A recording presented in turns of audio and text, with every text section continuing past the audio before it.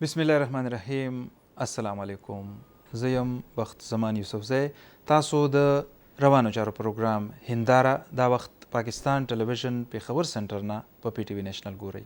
ګرانو کتونکو، ترقي یا پرمختګ د هرې ټولنې او د ټولنې د هر وګړي حق هم دی او د دغې حق ترلاسه کولو دپاره هغوی هره لاره چاره خپلوي. خو کله چې موږ د ترقۍ یا د پرمختګ خبره کوو نو موږ په دې نظر اچوو چې هغه کم محرکات دي چې هغه دغه ترقي یا پرمختګ یقیني کولی شي او هغه کم محرکات دي چې هغه د ترقۍ د لارې خنډ جوړیږي. که مونږ د خیبر پښتونخوا په تناظر کې خبره وکړو نو کله خو دا ویلی کېږي چې دلته چونکې د امن امان نشتوالی دی یا بد امني ده نو په دې وجه ترقي نه کېږي، او کله بیا دا خبره کېږي چې دلته چونکې ترقي نشته نو ځکه بد امني ده. ولې دا خبره کېږي؟ پوهان په دغه حواله څه وایي، په دې به خبره کوو. کله چې بیا مونږ د ترقۍ او د امن امان یا د وایلنس یو بل سره تړون ګورو نو مونږ ګورو چې دې کې بیا د ادارو څه کردار مخې ته راځي. دې سره سره هغه خلک چې د هغوی نصاب سره د لیک لوست سره کار دی، د هغوی کومې ذمهوارۍ دي، او هغه خلک چې څوک دا دعوه کوي چې هغوی د کانفلیکټ مینجمنټ لپاره وخت په وخت مختلف ګامونه پورته کوي، مختلف کارونه کوي، د هغوی په دغه حواله باندې څه کردار دی. بیا خصوصا موږ به د خیبر پښتونخوا په صورتحال باندې هم نظر اچوو، عمومي جایزه به هم اخلو چې دا وخت ملک کې څه روان دي او خیبر پښتونخوا کې څه روان دي، او خصوصا ذکر به کوو د ضم شویو ضلعو چې پخوا به ورته فاټا ویل. دغه هم یو سوال راپورته کیږي چې مخکې حالات څنګه وو، اوس حالات څنګه دي، د امن امان صورتحال څنګه دی، او پرمختګ چې کوم په کچ باندې په کار دی نو آیا هغه موږ ترلاسه کړی دی او که نه دی ترلاسه کړی. په دې هر څه تفصیل سره خبرو اترو کولو دپاره او تجزیې وړاندې کولو دپاره زموږ سره چې کوم میلمانه دي د هغوی پېژنګلو زه تاسو سره کوم. زموږ وړومبی میلمه ډاکټر خالد مفتي صاحب دی. دی نوموړی ماهر نفسیات دی، خو دې سره سره دی په دغه ټولو لارو چارو باندې او خاص کر د امن امان په حواله چې کله هم خبرې کېږي نو د دی رایې چې کومه دغه ډېر زیات اهمیت لري. ډاکټر صاحب تاسو ته پخیر راغلي او ستړي مه شئ. مهرباني. زموږ سره دویم میلمه ډاکټر سکندر خان تنگي صاحب دی. دی د انټرنیشنل ریلیشن پروفیسر دی. په دغه کانټیکسټ کې به د دی نه موږ تجزیه اخلو. تنگي صاحب تاسو هم پخیر راغلی. ډاکټر صاحب دا راته وایي، اول خو ډیفاین کوي راته چې ترقي یا پرمختګ تاسو څنګه ډیفاین کوئ، د دې انډیکیټر څه دي، علامات څه دي، د کومه په بنیاد چې موږ ویلی شو چېرې دغه ټولنه ډیولپ ده یا دا ډیولپ نه ده. ډېر اهم موضوع ده او ډېر دلچسپ هم دی او د دې ډېر زیات دغه چې دي د دې ډېر هر طرف نه دې باندې خبرې کېدی شي. لیکن چې مونږ برای راست د دې ډیفینیشن باندې راځو نو مونږ دا ګورو چې یو قوم یا یو ملک یا یو اداره یا یو صوبه یا یو ضلع چې هلته ګورو څه ایجوکیشن څونه دی، صحت والا نظام څونه دی، څو ترقي کړې ده، خلکو له دا سهولیت میلاویږي او هغې نه پس هلته انویسټمنټ او کاروبار معاشي ترقي چې دی هغه څنګه کېږي. دا ټول درې څلور واره شیونه موږ وګورو ان دی بیکګراؤنډ چې آیا دا شیونه او هلته ډیولپمنټ کې د دې څونه حصه ده او دا څو حد پورې دا مونږ د دې انډیکسز حاصل کړي دي اوور اے پیریډ اف ټایم. نو که چې کوم سوسایټي معاشره دې کې لږ کامیابي 40% نه زیات زمونږ د ډیولپډ کنټریز انډر ډیولپ کنټریز کې نو موږ وایو چې اور هم کنسسټنټي دي چې مستقل طور باندې موږ وایو چې هغه چې دی زیات کامیاب دي، لیکن ادروایز چې دی بیا کانفلیکټ صورت یا اختلاف صورت واخلي. صحیح. تنگي صاحب دا راته ووایي تاسو چې لکه مونږ کله د پاکستان خبره کوو او بیا ظاهره ده چې د ډیولپمنټ خبره هم کوو نو مونږ دا دعوه لرو، دا یو حقیقت هم دی چې زمونږ سره 65% خواوشا زمونږ یوت دی که نه. چې ډاکټر صاحب څنګه خبره وکړه چې اکنامک اپرچونیټیز او هغې کې بیا کنسسټنسي، دا دومره غټ یوت زمونږ دپاره چیلنج دی که دا اپرچونیټي ده؟ دا دواړه دي دا اوس ډیپینډ کوي چې تاسو د یوت باندې څومره انویسټمنټ کړئ. ظاهره خبره که تاسو د هغې هیومن ریسورس هغې باندې انویسټمنټ نه کړی نو الله تعالی خو 2 لاسونه راکړي دي او یو خوله یې راکړې ده. اوس هغه 2 لاسونه چې کار نه کوي نو ظاهره خبره دا خوله خو چې کوم ده د هغې لپاره به خوراک او د هغې چې کوم نور ورسره طریقې چې کوم تړلې ایشوزونه ایشوز دی خو پکې اوس نور ملکونه چې تاسو وګورئ لکه چین موالو د چین تقریبا 1.3 بلین پاپولیشن دی، د هندوستان تقریبا د چین نه زیات شو 1.4 بلین دی. اوس دواړه چې موږ وګورو د هغې لپاره دا اوس زحمت نه دا نعمت شو. چین چې کوم دی تاسو وګورئ نو تیر تقریبا 30-40 کالونه هغه ډایرکټلی په دې باندې انویسټمنټ کړی دی، او هندوستان چې کوم دی هغه هم یو ډېر ښه مثال دی موږ سره چې هغې انویسټمنټ لکه هندوستان په پوره دنیا کې ټولو نه زیات غربت هلته او اوس هم تقریبا دلته څه اپورچونیټیز تاسو وینئ زموږ یوت لپاره که ګورنمنټ لیول باندې دي که هغه په پرایویټ سیکټر کې دي؟ اصل کې جی لکه ډیولپمنټ چې موږ وګورو نو څنګه چې تاسو شروع کړئ د ډیولپمنټ د ډیفینیشن چې کوم دی نو اخو موږ د کولونیلیزم نه چې موږ فرض کولو نو انګریز چې کوم ځایونو باندې حکومت کړو نو انګریز دا وی چې د انفراستراکچر ډیولپمنټ چې کوم دی دا ډیولپمنټ دی نو هغې لپاره هغه ریلوے ټریک جوړ کړ، روډونه یې جوړ کړل، دغه شانتې چې کوم دی نهري نظام یې جوړ کړ. هغه انفراستراکچر ډیولپمنټ خو کو هغه هیومن ریسورس چې کوم په خلکو باندې هغه انویسټمنټ خو هغه نه وکړی. ظاهره خبره هغه د انفراستراکچر ډیولپمنټ د خپل تجارت لپاره هغه کوه. بیا چې کله د امریکې دور راغی نو امریکې وی چې معاشي ترقي چې کومه ده د پریزیډنټ ټرومن چې هغه وخت کې د دویم جنګ عظیم نه پس هغه باقاعده دا یو سټیټمنټ ورکړو چې موږ اوس هغې کولونیل ایرا نه موږ واوړېدو، اوس امریکا چې کومه ده هغه د خپله ذمهواري ګڼي او د امریکې چې کوم د ټیکنالوژي ده اب خلکو سره خاص کر چې کوم هغه وخت کې ورته د تیسری دنیا یا ترقي پذیر ملکونه چې کوم دی هغې سره به هغه شیر کوي. وخت سره دا په 90 کې چې موږ راشو لکه هر دهایي سره د دې دا ډیفینیشن چینج کېږي چې په 90 ته موږ راغلو نو هغه وخت کې بیا خلکو دا وی چې نه د انفراستراکچر ډیولپمنټ هم نه دی یا کو فرض کړي خو دا اهم ډیولپمنټ نه دا معاشي ترقي هم نه ده. اوس چې کوم دی نو هغه هیومن ریسورس دی او موجوده چې کوم دی نو هغه ایس ډي جیز چې ورته کوم موږ د یونایټډ نیشن د سسټینیبل ډیولپمنټ گولز چې کوم دی هماغه دنیا یو قسم متفق شوې ده چې د ډیولپمنټ چې کوم دی دا د 16-17 سسټینیبل ډیولپمنټ گولز چې کوم دی چې پای کې غربت ختمېدل دی، پای کې چې کوم ډاکټر صاحب خبرو کړه صحت دغه شان دی، پای کې تا ته دې حد پورې وایي چې ډیسنټ ورک پلیس هغه هم او دا بنیادي حقوق شو. لکه څه وخت کې موږ وګورو که نه چې په 70 او په 60 کې خو به روټي کپړه مکان خلکو وی، اوس د هغې نه دنیا مخکې تللې ده او دا سلوګنز وخت سره سره بدلیږي. ظاهر خبره دی چې حالات څنګه چینج کېږي نو ته ستا به د ډیولپمنټ هغه ډیفینیشن چې کوم دی هغه به هم چینج کېږي. نو موږ چې څه ګورو نو بیا کېدای شي مخکې په دې باندې هم ډسکشن کولی شو په دې چې لږ نور فوکس ډسکشن موږ وکړو. خالد مفتي صاحب نه پم بیا رای اخلو زموږ سره ماډل دی که نه چې هغه به دا وخت په سکرین باندې هم کتلی کېږي. لکه په دې که موږ خبره وکړو چې لکه د دې ټولو شیزونو یو بل سره تړون څه دی که لکه موږ د ټیرریزم خبره کوو یا دې کې موږ چې د هیومن رایټس یا د هیومن کیپټل خبره تاسو وکړه که نه چې دغسې چې کوم انډسټري ده په هغې باندې هم څه چې خبره وشي اکانمي سر تاسو خبره کوله که نه چې دی خو چې انفراستراکچر ډیولپمنټ تاسو څه ګڼئ چې صرف انفراستراکچر ډیولپمنٹ ضروری ده که نه ذهني وده پرمختګ هم ضروری دی چونکې تاسو د نفسیاتو ماهر یې که نه جي ګورئ جي د ټول ډیولپمنټ دپاره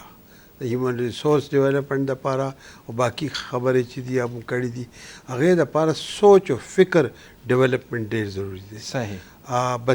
بدقسمتۍ سره زموږ ملک کې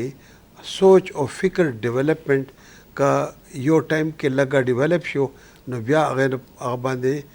قطغن ولګېدو بیا سړی هغې کې هم کنسسټنسي نشته، کنسسټنسي بالکل نشته او یو ټایم کې یو ټایم کې نه نو هغه هیومن ریسورس مینجمنٹ به تاسو الګ کوئ چې تاسو سره سوچ فکري او هغه مینجمنٹ تاسو سم کولی شي. او د وایلنس او کانفلیکټ خو اول د ذهن نه شروع کیږي کنه چې بیا ترانسلیټ کیږي اکشنز کی کړي جی بوث ویز ذهن نم شروع کیږي معاشره نم شروع کیږي. معاشره کې تاسو ګورئ چې معاشره تاسو لا کوم طرف لا اشاره ورکوي چې لاړ شه لکه ډاکټر صاحب ویل او سیکنډلی دا ګورو چې یاره د معاشره کې کوم تنازعات دي اختلافات دي چې کانفلیکټس دي هغه لیول څه دی هغه مقامي دی هغه یو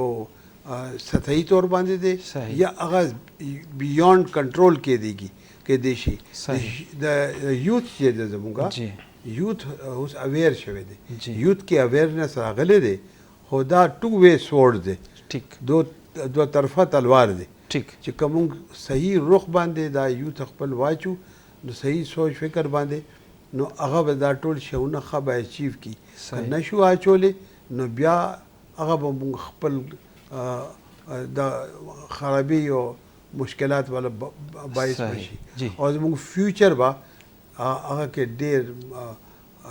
یعنی برټل شي ډېر کمزور سکندر صاحب د کلچر اف وایلنس چې څه ته وایي که نه موږ ګورو چې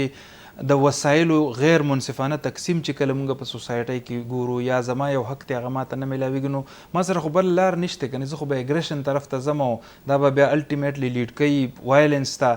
تاسو څه ګڼئ چې دا غیر منصفانه تقسیم که دا د وسایلو دی که دا د نورو شیزونو دی د بیسک رایټس دی دا هم کنټریبیوټ کوي دې ته؟ دا چې د فارسی کې چې وي تنګ آمد بجنګ آمد کنه چې دا د ایکسټریمیزم یا د وایلنس یو فیکټر دی لکه موږ چې کوم فرسټریشن اګریشن تیوري چې کومه ده کنه او لکه موږ چې موجوده کوم دور کې اوسېږو او دې کې چې تاسو څومره لیټریچر یا ریسرچ وګورئ زیاتر پوهان چې کوم دي یا ریسرچرز هغوی په دې شي باندې اګري شوي دي چې دا له دې لکه سوشو اکنامک ریزنز کیدی شي د دې پولیټیکل ریزنز کیدی شي او دریم چې کوم دی دغې نظریاتي ایډیالوژي چې ورته کوم موږ وو دا یو درې قسمه دغه چې کوم دی دا ریزنز کیدی شي. اوس چې موږ پاکستان ته وګورو نو بدقسمتۍ سره دا درې واړه او خصوصا بیا خیبر پښتونخوا کې دا درې واړه یو ځای شوي دي. ستاسو پولیټیکل ایشوز هم دي د ګورننس ایشوز دي ډیموکراسي نه ده چې خپل اختیار چې کوم دی هغه نه میلاویږي. موږ الیکشن وګورو نو هغه همیشه چې کوم دی کانټروورشل دی څه پورې د 70 نه علاوه چې کوم دی یو الیکشن دغه شان د سوشو اکنامک انډیکیټرز موږ ګورو نو په پورا په پاکستان کې بلوچستان او خیبر پښتونخوا او بیا د کم مرچ ډیسټریکټس چې ورته کوم وو کنه چې د هغې هر لحاظ سره دا ټول سوشو اکنامک انډیکیټرز ډېر زیات پسماندري چې او دغه شانتې موږ نظریه وګورو هغه نظریه بیا موږ فردر ډیوایډ کولو شو سیاسي نظریه او مذهبي نظریه. صحیح نو هغه چې تاسو وګورئ نو دا ټول عوامل چې کوم دي دا په پاکستان کې راجمع شوي دي. یو نو ملک کې به تاسو وګورئ چې هغې کې به فرض که سیاسي دغه بني لیبرټي بني خو سوشو اکنامک پټی کیږي. صحیح او یا دغه خبره یا ډاکټر صاحب لکه مونږ د ترقۍ مختلف معیارات ایښي دي که نه جي څوک ترقي دي ته وایي چې هغه سره د غټ کوري غټ گاډي دي او زیاتې پیسې دي ورسره. څوک دا وایي نه چې زه د فکري او شعوري طور باندې چې زه انلایټنډ یم که نه جي څوک وایي چې نه زما سماج کې د زما یو سټیټس حیثیت دی وي که نه څوک مختلف. تاسو څنګه څه ګڼئ لکه دا ټول یو ځای پکار دي که نه خو دا ممکنه خو نه ده که نه جي؟ ګورې جي دا خو یو فیکٹ دی که نه حقیقت دی چې طبقاتی نظام کې طبقاتی یو طبقه بل طبقه دریم دا فرق دی همیشه نه راغلی خو موږ دا ګورو چې انویسټمنټ پبلک باندې څونه شوی دی پاور څونه انویسټ شوی دی سوشو اکنامک چې هغه پراپر گین وکړي او گینفل منافع هغوی له میلاو شي چې گینفل امپلایمنټ وایي او هغه گینفل امپلایمنټ به هله میلاویږي چې هغوی له تاسو ایجوکیشن فیسلیټیز هیلث فیسلیټیز او کنسسټنټ ورکوئ او ارزان ورکوئ او بیا داسې ادارې جوړ کړئ چې هغه پروډکشن کوي. د دې یو منفي پهلو دام دی چې تاسو فار ایگزامپل مونږ سره دا وګورئ خیبر پښتونخوا کې څه ګډ ښه مثال موجود دي لکه چې هغه وخت کې تاسو ډېر زما خیال د پیدا هم نوی شوی پاکستان نوی جوړ شوی نو شروع حکومت کې دا هغه وخت کې تقریبا یو 10 years 7 years ډېر زبردست ټایم و چې دلته پښتونخوا کې چې څه ډیولپمنټ شوی و هغه وخت والله صوبه سرحد ویل مثالي و. بیا هغې نه پس مونږ راغو irrespective of the fact چې ډیموکراسي او یا ډیکټیټرشپ چې چېرته ګورننس ښه او چېرته داسې موقع میلاو شوي نو موږ پیسز کې ګورو پیچز کې ډیولپمنټ شوی دی او بیا هغه ډیولپمنټ چې دی بعض اوقات نقصان دیم دی لکه چې بلډینګ حد نه زیات شوی دی او څونه زمونږ انوایرمنٹ خراب شو او نور نقصانات څونه راغلي اګریکلچر لینډ ختم شو بیماریان یې راغلي د دې ټول اثرات انډسټریالایزیشن دا گاډي چې ډیر زیات راغله ټول ګلوبل وارمنګ تم کنټریبیوټ کوي لیکن اوورال چې مونږ ګورو جی د کې مورل ویکیوم راغلی دی ولې چې مونږ بیا ټریډیشنل ویلیوز چې دي که نه او داسې ماډرن کمپلشنز چې دي هغه کې تضاد پیدا شوی دی جی او چې دا خو تنګي صاحب لکه څنګه ډاکټر صاحب وفرمایل که نه چې لکه پاکستان چې جوړ شو نو هغه 8 کاله چې دی نو ډېره ترقي شوی وه خو مونږ خو چې کله نه پیدا یو که نه مونږ خو دا اورو چېرې ډېر خراب حالات دي او راتلونکي وخت په ښه شي. دا کم چیلنجز دي چې مونږ مخکې تګ ته نه پرېږدي یا مونږ هغسې ترقي نه شو کولی لکه څه دی جي هغه؟ ګوره جي لکه ډاکټر صاحب چې ووې غالبا د ایوب خان دور کې دي چې دوی حال ورکوله هغې کې هم تش اکنامک ډیولپمنټ شوی دی بیا هغې هم چې لږ موږ انالیسز وکړو نو ټول خلک په هغې باندې متفق نه دي هغې کې انیکوالټي زیاته شوې وه لکه څنګه مالدار کېده او غریب کېده خو بهرحال کو بیا هم موږ وګورو نو موجوده دور نه خو هغه دور بهرحال خو او د هغې یو وجه دا هم چې هلته څه نه څه سټیبلیټي راغله لکه ټیک شو امریت چې کوم دی نو هغه شارټ ټرم کې ښي لانګ ټرم کې هغې خپل فسادات یې خو دومره ده چې پولیټیکل سټیبلیټي راغله چې اوس تاسو وګورئ نو دا هم د ترقۍ یو علامت دی که نه چې پولیټیکل سټیبلیټي لکه یا ډیموکراسي راغله که نه چې دا ډیموکراسي بیا سسټین کوي لګیا ده ایگزیکټلی جی نو اوس لکه جی د ډیموکراسي خبره تاسو وکړه که نه جی اوس په پاکستان کې زموږ آئین زموږ چې ټول پولیټیکل سیسټم دی هغه په جمهوریت باندې بیس کوي خو تاسو وګورئ چې جمهوریت زموږ په سوسایټي کې شته خو نه زموږ په محفلونو کې جمهوریت شته خو نه نو ظاهر خبره چې ته یو سیسټم خو به جوړ کړې خو آیا د سیسټم لپاره ته معاشره تیاره کړې ده خو نه نو تاسو چې وګورئ جی لکه د دې ډیولپمنټ موږ څنګه کول غواړو دا هېڅ ګران کار نه دی دنیا په دې باندې دې حد ته را رسېدلی چې موږ ته څه فارموله راکړې ده لکه دا داسې نه ده چې موږ اوس نوی یو شی جوړوو دا جوړ شوی دی خو تاسو په طور د انټرنیشنل ریلیشن یو پروفیسر که نه ډاکټر صاحب لکه تاسو د ډیموکراسي یا جمهوریت خبره وکړه نو دلته موږ به طور سیسټم خو دا اکسپټ کوو خو لکه څنګه چې نورو ترقي یافته ملکونو کې به طور یو ډیموکریټک کلچر نشته لکه زموږ ذهنونه ډیموکریټک نه دي موږ په خپل کور کې هم بله خبره یا ډیفرنس اف اوپینین نه منو په سیاسي جماعتونو کې هم سیاسي جماعتونه د انډیویژوالز په نومونو باندې جوړ شوي دي نو لکه دا خو کلچر نه شو که نه جي بنیادي خبره ده چې دا تاسو څه آیډنټیفای کړه چې نظام خو شته د هغې نظام چا باندې چې امپوز کوی انټرنلایز شوی نه دی که نه جي هغه آیا چې چا باندې انټرنلایز کوی هغې دې ته ریډي دي خو نه د هغې به اول ایجوکیټ کوی دې لپاره تاسو چې څو پورې د هغې ایجوکیشن نه کړی ایجوکیشن نه زما مطلب دی چې هغې اکسپټنس نه اخیستی نو تاسو وګورئ جی زموږ اکثر په پاکستان کې دا یو ډېر فیمس دغه سټیټمنټ جوړ شوی دی چې دا د ډنډې قوم دی دا چې څو پورې ډنډه نه راغلی نو ته په جمهوریت کې چې اوسېږي او بیا هم داسې نظریې ساتې دې مطلب دی چې تا جمهوریت چې کوم دی اوسه پورې منوان چې کوم دی هغه اکسپټ کړی دی نه او بل جی ستاسو اجازه یو بله خبره به کول غواړم جی چې آیا یو نظام چې هغه ایګزسټ کوي هغه نظام بېشک هغې کې ډېر زیات مسلې هم ای تاسو کو هغه ریپلیس کوئ او تاسو سره یو بل نظام نی نو تاسو د هغې نه هم غټه تباهي وکړه صحیح لکه کو تاسو یې زه بیا دوباره ریپیټ کوم چې کو یو نظام وي هغه امریت هم وي په هغې کې ډېر فسادات هم وي او تاسو وایئ چې زه د جمهوریت سره ریپلیس کړم خو تاسو جمهوریت سره ریپلیس نه کړه نو هغې هغه زوړ نظام چې هغې کې کوم فلوز هغه بیا هم ښي پاکستان کې دا شیزونه هم شوي سر دی د ایجوکیشن خبره کوي که نه چې لکه مونږ خو ګورو نه ظاهرا خو پته لګي چې تعلیمي ادارې هم زیاتېږي سکولونه کالجونه هم زیاتېږي خو ایجوکیشن چې مونږ څه ته وایو که نه چې لکه کوالټي ورت او د هغې ریلیونس چې لکه هغه ستاسو په بیهیویر کې څه چینج هم راولي که نه چې هغه چینج بیا ریفلیکټ کېږي ستاسو په ایکشنز کې تاسو ګڼئ زمونږ ایجوکیشن سیسټم دا انشور کړې ده دا خبره که نه دا ویکیوم هم شته یس اینڈ نو یس ځکه چې بیا again I'll go back to the early days of Pakistan ما مثال د خان عبدالقیوم خان گورنمنٹ ورکول چې ایجوکیشن کې څونه انویسټمنټ هغه کړی و نو هغه مثالي و کوالټي as well as quantity and that continued جی اوس موږ چې دې وخت کې وګورو زموږ ټولو نه نفسیاتي کمزوري او احساس کمتري دا دی چې زموږ ایجوکیشن یکدم موږ ویسټرن لینګویج واغشتو مونږ ساينس چې دی میتھس او ترقی خپل لینګویج کې ټرانسلیټ نکو او زموږ تھینکینګ د بچو چې دی هغه نرسری رایم فلانا خو او خپل زموږ کلچرل دی ویلیوز کې نشته ایز کمپیئر ټو چاینا اینڈ انډیا فار ایگزامپل ان انډیا مولانا آزاد هغه ایجوکیشن داسې ماډرن لاین باندې او فری کړو زموږ ملک کې ایجوکیشن دونه ګران دی خو یو وجه سر دا نه ده چې لکه چا چې ترقي کړی دی چې هغوی سوشل ساینسز طرف ته زیاته توجه ورکړې ده چې اول هغوی انسانان جوړ کړي که نه چې د هغوی منټل کیپاسټي او منټل بینک کې زیات کړي موږ نیچرل ساینسز طرف ته زیات تللي سوشل ساینسز موږ هېر کړي دي نه موږ کې کلچر شته نه موږ لټریچر نه خبر یو نه موږ د کمیونیکیشن نه خبر یو دغه ځای کې هم لږ امبیلنس دی تضاد ځکه دی چې موږ خراب شیونه فالو کوو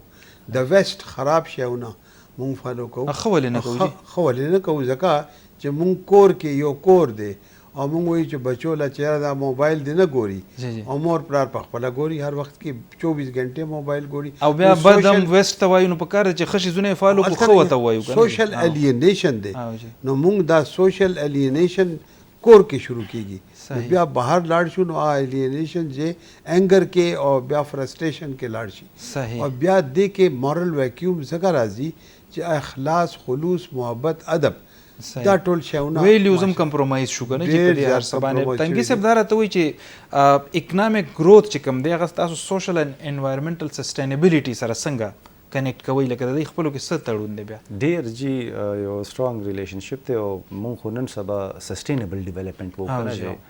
او انوایرنمنت چې کوم SDGs دي کنه او جی تاسو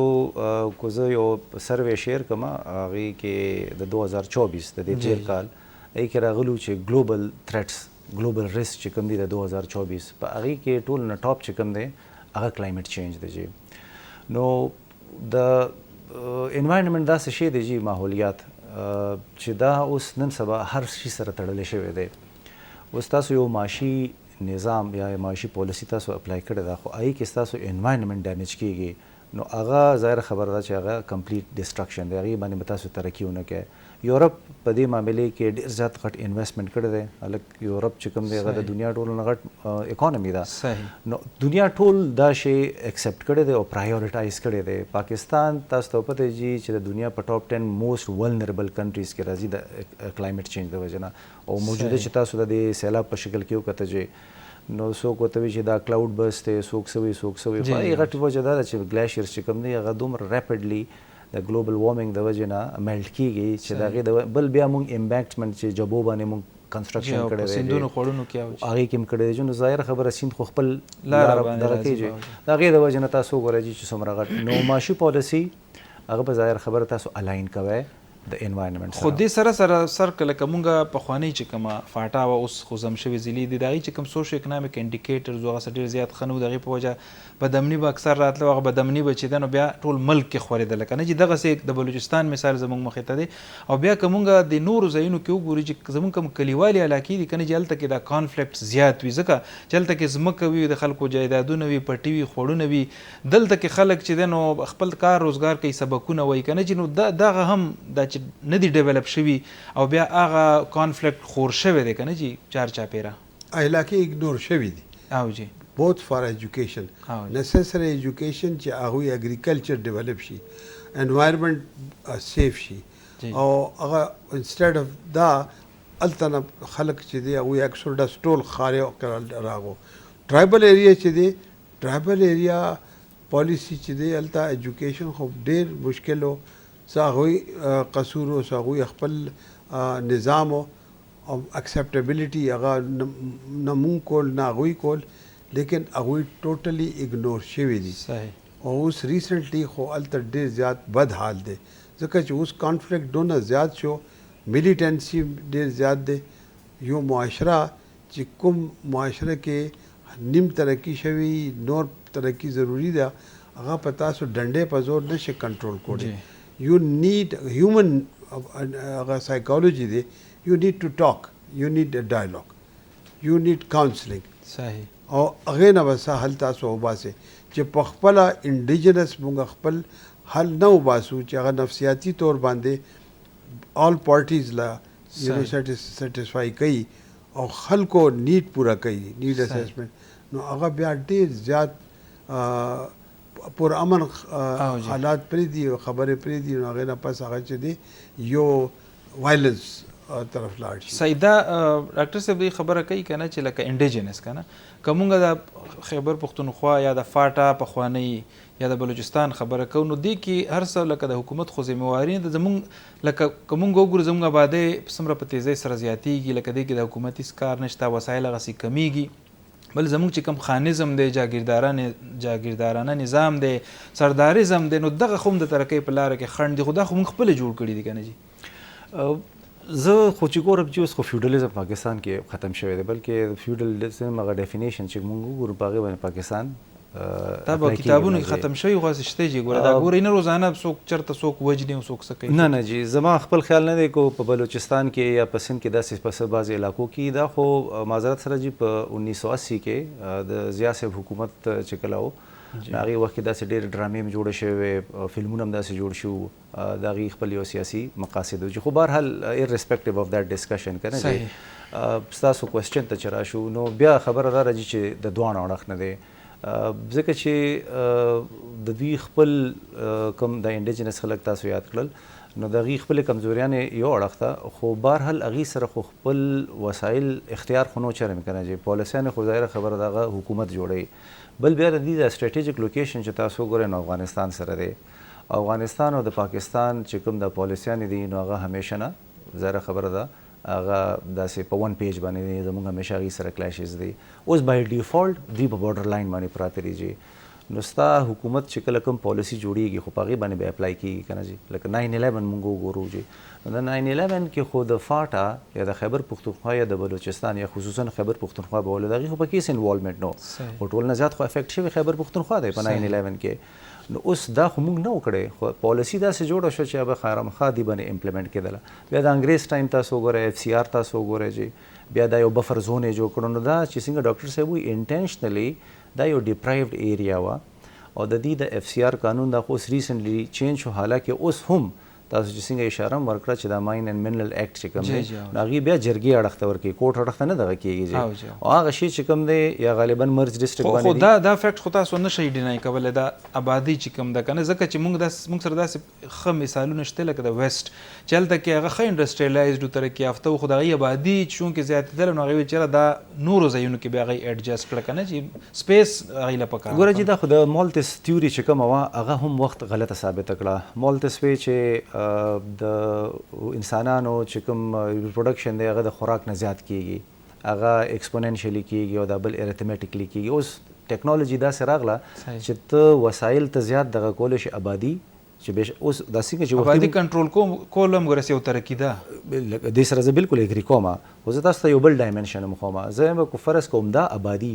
او تاسو وسایل چې کوم دی هغه موږ سره شته په هغې باندې تاسو انویسټمنټ وکړئ لکه د چین د ترقۍ څه مثال دی یو غټ مزل چې د هغې آبادي زیاته وه خو چین ترقي وکړه که نه چین ټیک شو ون چایلډ پالیسي هم وکړه او د هغې اوس ریپرکشنز هم ډېر زیات دي د هغې ریپرکشنز هم هغې لکه ریورس شو که نه جی نو دې نه زما دا خبره دغه ثابتېږي چې ستاسو آبادي چې کوم ده دا دومره زحمت نه دی تاسو سره وسایل دومره زیات دي ګوره جي دا اکثر ایکسپرټس په دې دوه ملکونو باندې به ډېر زیات حیران وو چېرې دوی ولې ترقي نه کوي یو پاکستان او یو انډونیشیا انډونیشیا او پاکستان سره دومره وسایل وو چې خلکو به حیران وو چېرې دا خو انډونیشیا اوس دومره ترقي وکړه سوای د پاکستان نه صحیح دا راته وایي سر چې دا که موږ د خپل سیاسي کلچر باندې مې لږ نظر واچو که نه جي نو یو خو پولرایزیشن ډېر زیات شوی دی او عدم برداشت یا انټالرنس هم زیات شوی دی نو ډیفینټلی لیډ کوي وایلنس ته که نه جي څه وجوهات څه دي جي زموږ د مازغو کې څه مسله ده خاص کر د یوت که موږ خبره وکړو ډېر زیات غوسناک دي که نه جي پاره خبره جګړه کوي یو خدا دی چې پرهیپس ډپریویشنز چې دي ډېر زیات شوي دي که نه او هغه محرومي زیاته ده جي یو بل دویم خبره دا ده چې مونږ احساس دغه چې دی انګر او لیک اف کنټرول دا مونږ کې عوام کې هغه کوم نشته دا کوم حکومتونو کې هم ده او خاص طور باندې تاسو ټرایبل نو مغه ټریکل ډاون کیږي کنه چې لاندې کیږي جی او التم مغه کسان دي عام فورسز کې مغه دي نو آرمډ کانفلیکټ چې بیا راشي کنه نو بیا هغه کې څه کیجوالټیز وشي جی جی دا سیول کیجوالټیز هغه بیا ډېر لوی ریپرکشن لري زه بیا هم دا وایم چې اف ا سوسایټي چې هغه تاسو ایجوکیشن اور ټالرنس له محروم ساته هر لیول باندې ایٹ اینی ډایرکشن ایٹ اینی اداره نو هغه قوم ترقی نشي کولی زموږ بنیاد چې دی نفرت باندې او ایکسپلایټیشن باندې دی نو موږ ادارې چې دي یو بل سره کوهیژن نه کوي کله چې موږ ادارې یو بل سره کوهیژن کوي بیا ګورنمنټس چینج شي هغوی خپل نیو میتھډالوجي راوړي او وسایل چې دي وسایل چې دي چې کوم وخت کې عوامو کې یو حساب سره تقسیم نشي بلکې هغوی کې یو شعور پیدا نشي چې یاره تاسو به څنګه دا مینیج کوئ او دا به پیداوار به څنګه زیاتوي ایجوکیشن به څنګه زیات هغې دپاره به تاسو له ډایلاګ به پکاري هغې لپاره مناسب ډیموکراسي به پکاري او چېرته ضرورت وي هغه تاسو امپلیمنټیشن پالیسی خپل سټرانګ کوئ دې وخت کې جی دې وخت کې او پخوا هم اوس دې وخت کې لا نشته جی جی ویری کمزور لا دی بیکاز لا امپلیمنټیشن ډېر مشکل شوی دی هغه کې هم د عوام هم قصور دی پرېږدي نه مونږ ټرافیک وګورو اخوا دا ټول شیونه یو شی سره زه ستاسو اختلاف کوم جی جی چې آبادي ټیک د آبادي یو فیکټر دی او څنګه ډاکټر صاحب وویل هغه مینیج کول هم یو آرټ دی لیکن ټرایبل ایریاز کې خو دا ډېر زیات پرابلم د آبادي نشته څونه چې ټرایبل ایریا کې هغوی ترقي کوي او بیا دے آر سټاپډ اوس هغوی کانشیسنس چې دی که نه کله نه چې ټرایبل ایریا مونږ ختم کو فاټا وغیره او مونږ مرج شو نو د یوت کانشیسنس چې دی هغه بیدار شو او هغه شانتې څنګه چې د خیبر پښتونخوا نور علاقو کې دی جی نو مونږ چې دی وی هیو ټو بی کیرفل صحیح مونږ کیرفلی مینیج نه کوو نو دا به چا چې مینیج کړي دی هغه مخکې تللی دي ادروایز د سوسایټي بریټل دی کولیپس بشي دی ډاکټر صاحب خبره کوي کنه د ډیبیټ د ډیسکورس د ډیلیبریشنز د ډسکشنز یا د مکالمې کنه جی هغه خو منټل هیلث او منټل گروث سره دغه تعلق دی کنه جی خو دې دپاره یو سټرکچرل ډیولپمنٹ هم پکاري چې زموږ چار چاپیره ځای چاپیرچل زموږ ښکلی وي که نه جي نو تاسو که وګورئ زموږ دغه بلډینګ څنګه دي زموږ د سړکونو څه حال دی لارې کوڅې دا بارانونه دا اوبه دا ځای په ځای خټې نو هغه شته چې کم لږ ډېر د بنده څه کیپاسټي وي که نه چې هغه کور نه چې بهر وځي او په دې رش کې گیر شي که نه نو هغه ترقي هم ځي راځي دا سټرکچرل ډیولپمنٹ هم ضروري دی بالکل جی یو خو مونږ که وګورو نو زمونږ د سیویلایزیشن سره د تعلق دی که نه جی ثقافت ستا استیټیک سنس چې کوم دی هغه ظاهره خبره ده اوس بیا مونږ وګورو خپل ملک یا خپل معاشره نو که زه هم دا سوال تاسو نه کوم چې آیا زمونږ سیویلایزیشن کم یو دی جی جی جی نو کیدای شي مونږ لاجواب شو جی فرض که زمونږ سیویلایزیشن ایگزیسټ کوي هم مونږ سیویلایزیشن آیډنټیفای کړی نه چې هغه کم دی آیا سینټرل ایشین دی آیا پرشین دی آیا د عرب دی عرب خو خیر سیویلایزیشن نه جی او یا انډین سیویلایزیشن دی پاکستان کې دا یو غټ کنفیوژن دی جی چې مونږ اوس یو خدای چې سیویلایزیشن سره مغه لینک نه جوړ کړی چې تاسو د کم قوم می د چین خپل سیویلایزیشن د جاپان خپل سیویلایزیشن د هر قوم خپل سیویلایزیشن او هغه بس تاسو په آرټیفیکټس او هغه تاسو په آرکیټیکچر کې باغ ښکاری نمبر 1 جی دویمه خبره دا جی چې کوم عمده خبره مونږ تاسو د سوال سره نو زه کو فرض که خپل سوچ کوم چې نو یو زمونږ سیاسي نریټیو او زمونږ مذهبي نریټیو هغه داسې جوړ شوي دي چې هغې کې یو ریویزټ پکار دی مونږ ته او هغې کې ریکنسټرکشن پکار دی علامه اقبال هم په خپل لیکچرو کې د دې طرف ته حواله ورکړې وه بدقسمتۍ سره جی هغه اوسه پورې چې کوم دی هغې کې لکه مثال کې طور باندې تاسو موږ ګورئ چې زمونږ څومره مذهبي لټریچر موږ وګورو څه سیاسي لټریچر هغې کې یو ټیپیکل پاکستانی یا یو ټیپیکل مسلمان هر دنیا چې کوم ده هغه ډیوایډ کړی په دارالحرب او په دارالاسلام کې جی اوس دا نظریه اوس نشي چلیدی جی دا خو د میډل ایجز یو نظریه وه اوس خو د ګلوبلایزیشن یو دور دی ته په دې نظریې سره یا دې نریټیو سره ته څنګه مخکې تللی شې دغه شانتې مونږ چې خپل د پولیټیکل نریټیو هم وګورو هغې پولیټیکل نریټیو کې هم ډېر زیات داسې شیزونه چې په وخت سره ټیک وځي خو هغه اوس آوټډیټ شوي دي هغه ټیک کول غواړي اپډیټ کول غواړي څو پورې چې تاسو جی دا نه کړی جی نو دا ټول د ایکسټریمزم مسلې چې کوم دي دغه شانې دا نورې مسلې چې کوم دي لکه ما د بنیادي دغه وویل چې دا څو پورې سټرکچرل چینج چې تاسو خبره وکړه که نه جی او ډېرو ملکونو وکړله جی لکه بس تش لاس اگزامپل ورکوم جاپان مثال ورکوم چې جاپان باندې کله بم وغورځېده هغې خپل کانسټیټیوشن چینج کړ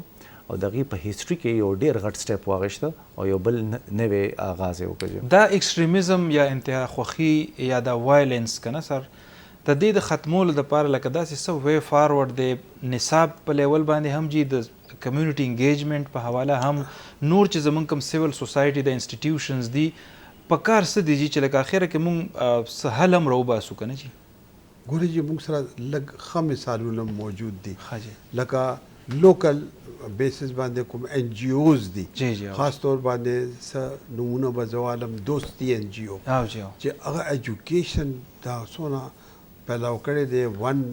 روم ایجوکیشن ان او لټریچر د پاره هم ډیر کار ډیر کار کوي فیسټیولز کوي سیکنډ دغه منټل هیلث لپاره جی جی هغه هورایزن ان جی او چې هغه سونه کار کوي ډرګ اډیکشن د پاره دا کار کوي دا سسټینیبل کار دی چې جاری دی فار د لاست مینی ایئرز جی جی هغه سره کلچر چینج کیږي انفارچونیټلی زمونږ چې کوم لیډران دي چې آیا مذهبي لیډران دي یا سیاسی دي یا زمونږ ملیټنسی دی یا سیول بیوروکریسی دی هغوی کې هم ټالرنس نشته زه وایم چې دا منټل هیلث ایشو اسمبلی کې د ډسکس شي او هغه خپل منټل هیلث مخکې نه ټیکی ټالرنس پیدا کی او بیا هغه چې هغوی ټالرنس شي مونږ ټي وي کې وګورو نو خلکو کې په خپله لږ لږ ټالرنس به راځي سیکنډلی مونږ دا ډاکټر صاحب څنګه خبره کړې دی زمونږ که ریلیجن باندې خبره کوو نو ریلیجن ته ټول ریلیجن چې دي هغه درې شیونه ښیي تاسو له محبت ادب او که پښتو کلچر پکې ملاو کړو نو محبت ادب او حیا دا هغه دی البته جو غلط خبره ممکن چې بدل هغه اوس نه دی پکار صحیح نو دا ټول د کوالټیز دي دا وړوکې کنسټرکټس دي دا کنسټرکټس دا جوړیږي کله چې فیملی لایف کې موږ خپل دا شی جوړ کړو او کله زموږ ګورنمنت چې دی دا شی ریالایز کی چې آیا داسې شی پکار دی او ویلا دوی انټرنیشنلی پیپل آر ورکینګ یونیسکو یو این او یو این ډي پی دا ډېر کار کوي لګیا دی صحیح تنګي صاحب ډاکټر صاحب چې لکه د ادارو خبره هم وکړه د ان جی اوز خبره هم وکړه کنه چې تاسو غني چې انسټیټیوشنل سترنث کنه چې هغه کې گورننس هم راځي کې رول اف لا هم راځي هیومن رائټس هم پاره کې راځي او دغه سي یو شمیر نور شیزونه راځي کنه چې کم کنټریبیوټ کوي پیس اړخته غني تاسو چې ادارو له هم پکار دي چې خپل رول صحیح ادا کړي لکه بالکل جی دا خو هغه مشهور کتاب دی تاسو هم ویلي وای نیشنز فیل او پای کې بنیادی خبره اسمیګلو رابنسن چې کوم دی هغه هم دا کړه چې ادارې پکار دي انسټیټیوشنز لکه د ډاکټر صاحب بس اگزامپل ورکړي ان جی او سیکټر نو ان جی او سیکټر بهشک ډېر زیات یو قسم هیلپ کړی دی سټیټ خو د آیا د دې ریسپانسیبিলিټي ده دا خو د ریاست ریسپانسیبিলিټي وکنه جی او ریاست ادارې دومره کمزورې شوې جی چې هغه په خپل دوی ویلکم کړل چې راشه زمونږ دا تاسو ګورئ چې نو په ویسټ کې ان جی اوز نشته جی هغه ریاست ادارې چې کوم دی هغه ټول کار کوي نو تاسو انسټیټیوشن چې سو پر سترونګ شوی نی دا کیپاسټی بلډ کول غواړي او غلک سترنتن کول غواړي کنه او چې لکه زه د مخالفت نه کوم خو ځکه اصولي تور باندې دا خبره کوم چې ریسپانسیبিলিټي چونکه د ادارو او ادارې دومره کمزوري دي چې بیا ادارې دومره کرپټ دي چې او ادارې چې کوم دی هغه خپل یو ریسپانسیبিলিټي کور ریسپانسیبিলিټي هغه هم نشي پرفورم کولای ودې کې ځینې ادارې داسې دي چې هلته کې ځینې خلک صرف تنخواه دپاره ناست دي او ځینې ادارې او خاص کر تعلیمي ادارې نن سبا داسې دي چې هلته تنخواهګانې هم نشته انسټیټیوشن به څنګه سترنتن او ځینې ادارې چې کوم دی هغه خپل ریسپانسیبিলিټي په ځای د هغې بل ادارې ریسپانسیبিলিټي کار هم ساتي کنه چې خپل کار نه کوي سر سوشل کوهیژن یا سماجي هم آهنګي چې موږ څه ته وایو کنه جی دې لړ کې څه داسې پکار دی لکه سوسایټي ته چونکې زموږ اخري یو څو منټې دي چې هر انډیویژول له پکار دی چې څه نه کردار ادا کړي کنه جی په دې کې زه به دې اړخ کې ټولو نه مخکې دا خبره کوم چې سوسایټي لا نن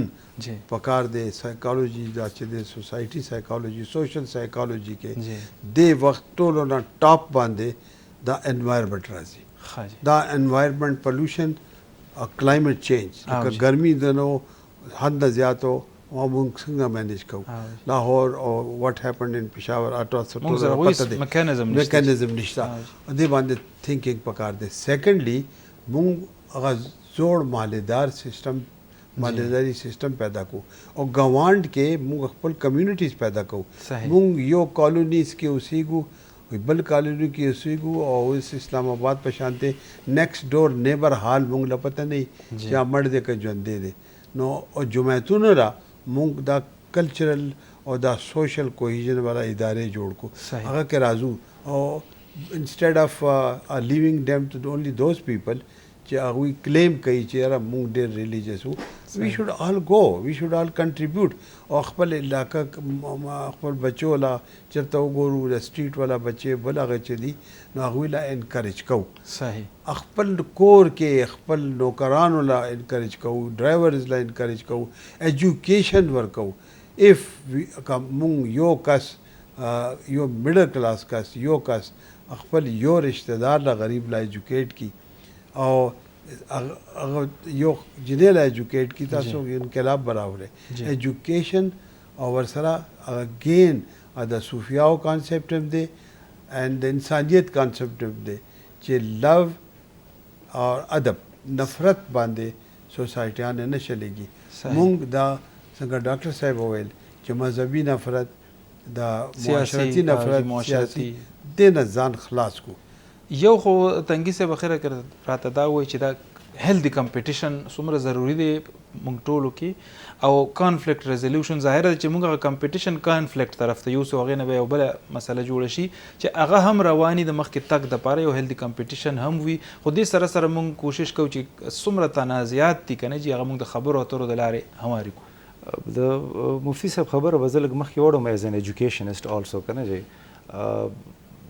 مختلف انګلز دي چې تاسو هر سره اډرس کولی شئ خو زه تعلیمي نظام والم او په هغې تعلیمي نظام کې موږ مخکې هم ستاسو په پروګرام په وساطت باندې دا خبره کړې وه چې کوالټي ایجوکیشن چې کوالټي ایجوکیشن سره اخلاقي تعلیم چې کوم دی چې دا زموږ سوسایټي ته د ډېر زیات اشد ضرورت دی چې معافي څه ته وایي ټالرنس څه ته وایي بهادري څه ته وایي رښتیا څه شی دی چې او د دې تعلیم سره سج دومره واسطه نشته چې دا ټول اخلاقیات دی دا یو انپړ کوم دی هغه کې هم تاسو اچولی شئ زموږ سوسایټي ته فی الحال چې د کوم شي اشد ضرورت دی هغه زموږ اخلاقیات دی چې هماغې اخلاقیات کې به دا ټالرنس راشي او د هر یو کس چې کوم دی هغه خپل یو اوپینین دی چې انسان الله تعالی پیدا کړی هم داسې دی چې تاسو مختلف سوچ دی زما مختلف دا خو د الله تعالی د سکیم خلاف موږ روانو چې موږ چېرې ټول به یو شانتې سوچ کوو چې نو اخلاقیات چې کوم دی چې دا زما لپاره ډېر زیات ضروري دي چې ګرانو کتونکو د دې نه مخکې چې زه د مېلمنو شکریه هم ادا کوم د دې خبرو اترو مقصد دغه چې یو ډیبیټ وشي یو هیلدي ډیبیټ وشي او خاص کر هغه خلک چې کوم پالیسیانې جوړوي د دې ځای نه څه فوډ فار تھاټ هغې ته لاړ شي او راتلونکي وخت کې هغه د خپلو پالیسیانو حصه جوړه کړي یو خو دغه مقصد دی بل که مونږ د خیبر پښتونخوا په تناظر کې د دې هر څه خبرې جاج واخلو یا دا راغونډې کړو نو چې کوم ځای کې کانفلیکټ وي تنازعه وي ظاهره ده چې هلته کې بیا ترقي نه وي او چېرته چې ترقي نه وي نو هلته کې خو بیا خامخا تنازعات به وي په کار دا ده چې خو مونږ خپل ځان کې برداشت پیدا کړو هغه مونږ د خپل کور نه شروع کولی شو خپل سوچونه چې کوم دي هغه مونږ جمهوري کو جمهوریت به طور یو کلچر اډاپټ کو نور خلک واورو د هغې د رای هم احترام وکړو دې سره سره هغه ټولې لارې چارې خپلې کو او د هغې سپورټ کو هغه چې څوک د ډیولپمنټ دپاره که هغه سټرکچرل ډیولپمنټ دی که هغه منټل دی که هغه بیهیویرل دی که هغه په هر لحاظ باندې د په کار ده چې مونږ کو ایگزسټ کوو هغه خلکو سره پولرایزیشن ختمولو کې مونږ خپل کردار په انفرادي توګه باندې هم او په اجتماعي توګه باندې هم ادا کو دغسې مونږ کولی شو چې د ترقۍ لارې چارې مونږ خپلې کو راتلونکي وخت کې مونږ هم هغه ترقي یافته قامونو سره په صف کې په اوږه ودرېږو ډاکټر خالد مفتی صاحب ستاسو ډېره زیاته مننه کوو جی ډاکټر سکندر خان تنګي صاحب ستاسو هم ډېره زیاته مننه کوو او جی ګرانو کتونکو ستاسو نه اجازت غواړو الله په امان